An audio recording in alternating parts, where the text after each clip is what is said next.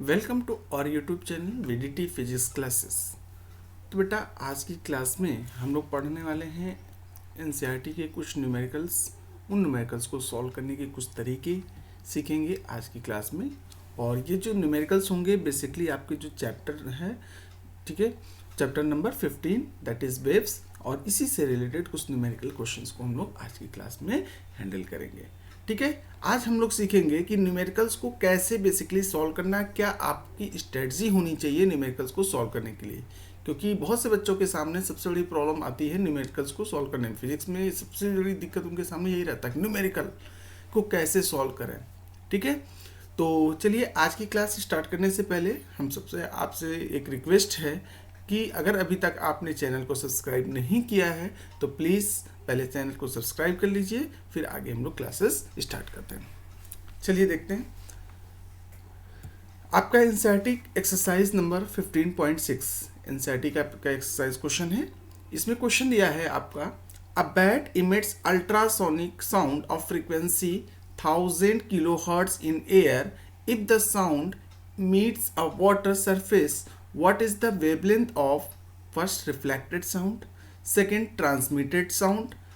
Speed of sound in air is given 340 meter per second and in water 1486 meter per second. तो चलिए देखते हैं सबसे पहले आपके पास क्या क्या चीज़ें गिवन हैं। ठीक है, तो इसको अगर हम सॉल्व करना है, यानी कि इसका अगर हम सॉल्यूशन देखें, इसका सॉल्यूशन जो हो जाएगा, सबसे पहले हम लोग क्या लिखेंगे, गिवन। क्या क्या आपको गिवन है, तो देखिए फ्रीक्वेंसी दे रखी है, फ्रीक्वेंसी कितनी है 1000 किलोहर्ट्ज, इसको लिख सकते हैं 10 to the power 6 hertz. Kilo को 1000 से मल्टीप्लाई कर सकते हैं तो इसको लिख सकते हैं 10 to the power 6 हर्ट्ज। आपको दे रखा है speed in air, speed of sound in air आपके पास गिवन है, कितनी है 340 मीटर पर सेकेंड। और आपके पास गिवन है speed of sound in water, water में साउंड की स्पीड आपको गिवन है, वो है आपका 1486 मीटर पर सेकेंड। ठीक है, अब आपसे क्या पूछा गया है कि वेवलेंथ, फर्स्ट पार्ट आपसे कैलकुलेट करना है wavelength of the reflected sound. ठीक है, यानी कि वाटर में तो रिफ्लेक्टेड साउंड का आपको वेवलेंथ निकालना है। ठीक है, तो अगर हम एयर में बात करें, रिफ्लेक्टेड साउंड का वेवलेंथ अगर आपको एयर में निकालना हो तो देखिए क्या कर सकते हैं। तो सबसे पहले यहाँ पे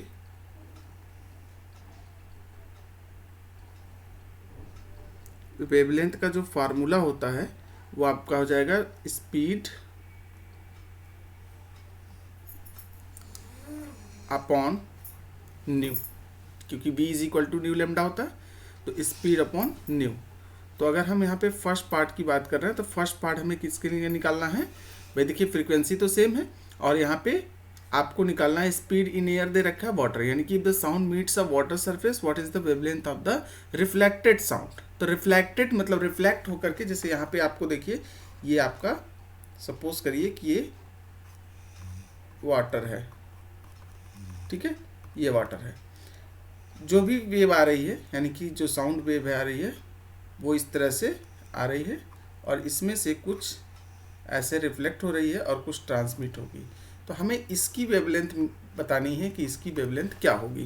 तो इसकी वेवलेंथ निकालने के लिए हम बेसिकली क्या करेंगे, यहाँ से इसकी वेवलेंथ निकालने के लिए लेमडा इज इक्वल टू, यानी कि एयर में जो रिफ्लेक्टेड है या रिफ्लेक्टेड को आर से रिप्रेजेंट कर सकते हैं। ठीक है, आर ऑफ एयर, एयर में जो रिफ्लेक्ट हो रही है उसको कर सकते हैं। तो वी कितनी है एयर की 3 इंटू मतलब 340 upon 10 to the power 6। Solve कर लेंगे तो ये आपका आंसर आ जाएगा, सीधे आप लिख सकते हैं क्या 34 इंटू 10 to the power -5, 10⁻6 ऊपर जाएगा -6 हो जाएगा और एक 0 रिप्लेस हो जाएगा -5 से। इसको हम लोग लिख सकते हैं क्या, 3.4 इंटू 10⁻। अब 3 पॉइंट यहाँ पे लगा दिया, मतलब कि यहाँ पे पावर में हमें क्या करना पड़ेगा, एक कम करना पड़ेगा, 10⁻⁻4 मीटर। ठीक है, तो फर्स्ट पार्ट आपका आ गया 3.4 इंटू 10⁻⁻4। सेकेंड पार्ट आपको निकालना है कि जो रिफ्लेक्ट हो गई है, that is wavelength of refracted in water. इसके लिए भी फार्मूला आपका यही होगा, V/न्यू, और यहाँ पे V कितनी हो जाएगी, 1486 अपॉन न्यू आपके पास कितनी गिवन है, फ्रीक्वेंसी 10⁻6। जब आप इसको सॉल्व करेंगे तो यह हो जाएगा आपका 1486 इंटू 10⁻⁻6। ये अगेन हो जाएगा, इसको हम लोग ऐसे लिख सकते हैं 1.486 इंटू 10⁻⁻3 मीटर। ठीक है, तो इस तरह से आपका ये क्वेश्चन सॉल्व हो जाएगा, ये आपका आंसर हो जाएगा। ठीक है, इसको राउंड फिगर में भी आप चाहें तो लिख सकते हैं, क्योंकि डेसिमल के 2 प्लेस तक आप लिख सकते हैं, 1.49 into 10⁻⁻3 metre. This will also be the answer. Next question देखिए, for the travelling of harmonic wave yxt is equal to 2 cos 2π 10t minus 0.008x plus 0.35। ये आपके पास एक इक्वेशन दे रखी है, वेव इक्वेशन, और इस वेव इक्वेशन से, यानी कि आपको जो ये वेव इक्वेशन आपको दिख रही है, ये ध्यान से देखिए, क्वेश्चन में आपके पास ये वेव इक्वेशन है। ठीक है, इस वेव इक्वेशन की हेल्प से आपको निकालना है, x और y है, सेंटीमीटर में गिवन है। ठीक है, एंड t टाइम है जो कि सेकेंड में दिया है। Calculate the phase difference between the oscillatory motion of the 2 points. तो देखिए, सबसे पहले हमें हमारे पास क्या गिवन है, देखिए wave equation y is equal to दे रखा है 2 cos 2π 10t माइनस 0.008 प्लस 0.35। ये आपके पास वेव इक्वेशन। इसको थोड़ा सा हम और सिंप्लीफाई कर लें, क्या जाएगा, 2 cos 2π को अंदर मल्टीप्लाई कर देंगे तो क्या जाएगा, 20π t माइनस इसको अंदर मल्टीप्लाई कर लेंगे तो क्या जाएगा, देखिए ये आ जाएगा आपका 160। ठीक है, तो ये हो जाएगा आपका 0, 2 8 जा 16 और यहाँ पे ये 1। ठीक है, तो आपके पास 4 प्लेस के बाद तो यहाँ पे एक डेसिमल आ जाएगा, इंटू पाई एक्स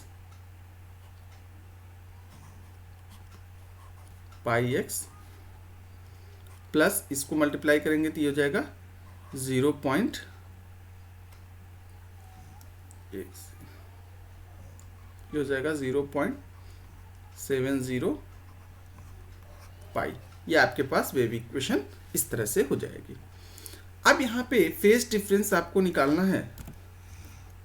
तो देखिए, फेज डिफरेंस निकालने के लिए बेटा हम करते क्या हैं, फेज डिफरेंस के लिए हमारे पास कुछ फार्मूले होते हैं, उस फार्मूले की हेल्प से हम लोग फेज डिफरेंस निकालेंगे। तो फेज डिफरेंस का अगर हम बात करें, यहाँ पे आपसे पूछा गया है phase difference, that is phi का एक फार्मूला होता है, वो क्या होता है, के एक्स होता है। ठीक है, अब के एक्स की हेल्प से हम लोग फेज डिफरेंस निकाल सकते हैं। इसमें देखिए थोड़ा सा क्वेश्चन में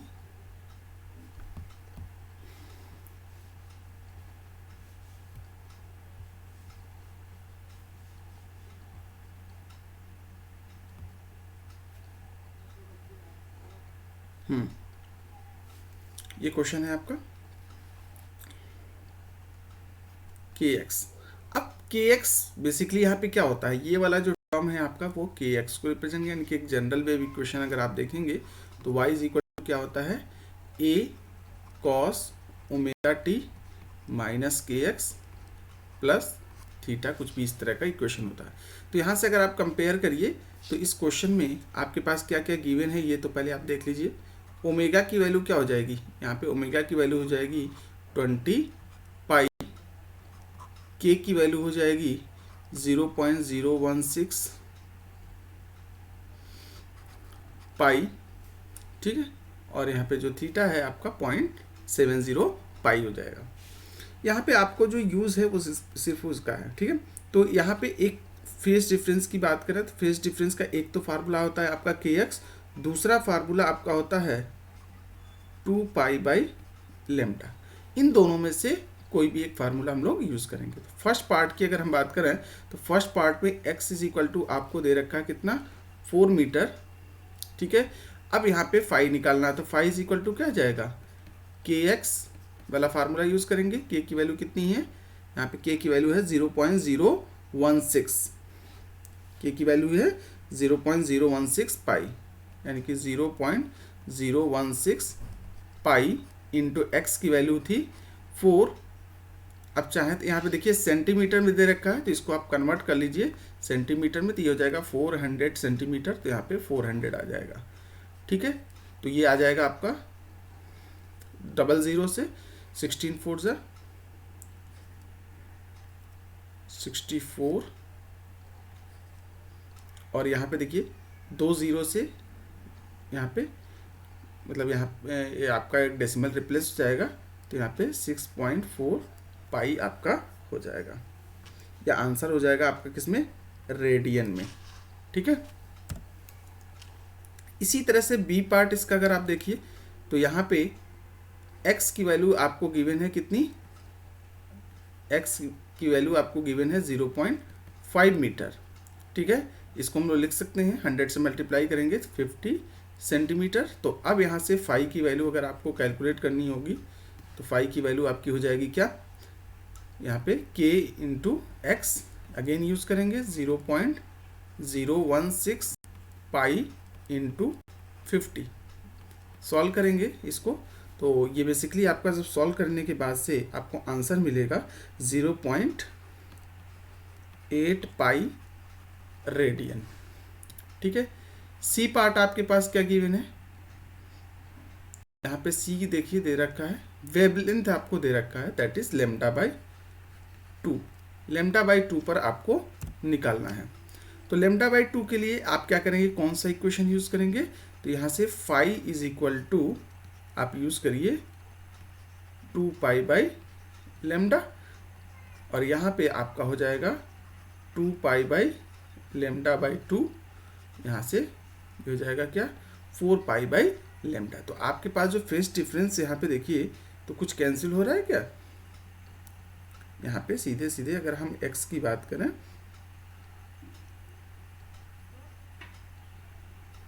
2 पाई बाई लेमडा इंटू λ/2 है ना आपका।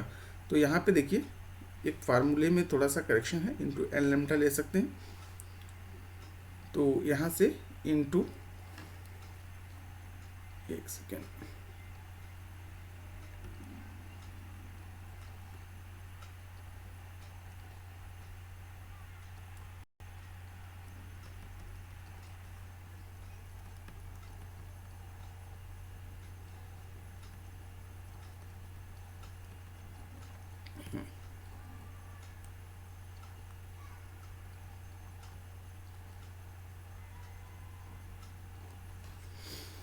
ठीक है। अब आपके पास यहाँ पे λ/2 लेना है, तो λ/2 के केस में आपका फाई हो जाएगा क्या 2 pi by lambda into λ/2, lambda से लेमडा कैंसिल हो जाएगा तो ये आ जाएगा आपका पाई रेडियन, ठीक है। इसी तरह से डी पार्ट आपको निकालना है। डी पार्ट के लिए आप क्या करेंगे, देखिए यहाँ पे आपको क्या लेना है 3 λ/4 पर आपको निकालना है। तो यहाँ से फाई इज इक्वल टू क्या जाएगा 2 पाई बाई लेमडा इंटू यहाँ पर हो जाएगा आपका क्या λ/3 λ/4, ठीक है। तो यहाँ से लेमडा कैंसिल हो जाएगा और ये 2 से 4 कैंसिल हो जाएगा तो 2 हो जाएगा, तो ये हो जाएगा 3π/2 रेडियन। तो ये इसका आंसर हो जाएगा 3π/2 रेडियन। ठीक है, इसी के साथ नेक्स्ट क्वेश्चन है हमारा exercise 15.14। A wire stage between the to rigid supports vibrate. एक वायर है, दो रिजिड सपोर्ट्स के बीच में रखा गया है और वो वाइब्रेट हो रहा है। ठीक है, अब वाइब्रेशन से के बाद आप क्या बताना है कि फर्स्ट फंडामेंटल फ्रीक्वेंसी इसकी दे रखी है 45 hertz. The mass of the wire is 3.5 into 10⁻² kg। Mass wire का आपके पास दे रखा है 3.5 into 10⁻² kg and its linear mass density is 4 into 10⁻² kg per meter. What is the speed of a transverse wave on the string and the tension in the string? यानी कि आपको speed बतानी है transverse wave की और tension बतानी है उसमें क्या होगा। तो देखिए सबसे पहले आपके पास क्या क्या गिवन है ये देखिए। तो गिवन में आप लिखिए सबसे पहले फ्रीक्वेंसी आपको दे रखा है, फ्रीक्वेंसी कितनी दे रखी है, फ्रीक्वेंसी आपको दे रखी है 340। यहाँ पे इस क्वेश्चन में फ्रीक्वेंसी आपको नहीं, यहाँ पे फ्रीक्वेंसी के लिए कुछ नहीं दिया है तो इसको आप हटा दीजिए।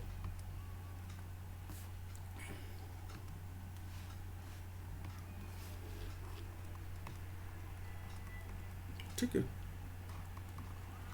सबसे पहले क्या गिवन है वो लिखिए।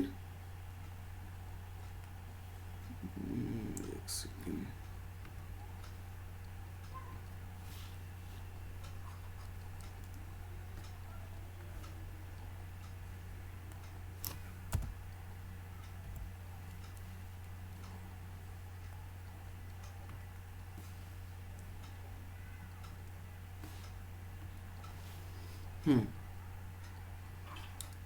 गिवन आपके पास क्या क्या चीज़ें गिवन है ये देखिए।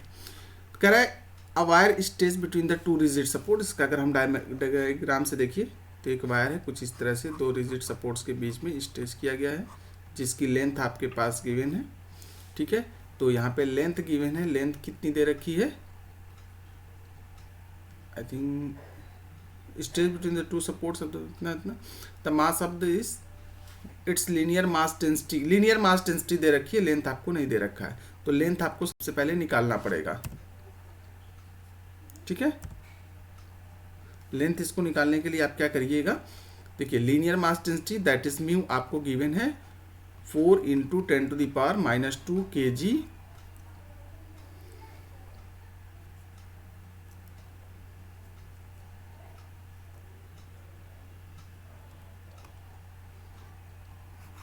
kg पर मीटर आपको गिवन है। कुछ थोड़ी सी दिक्कत हो रही है इसमें।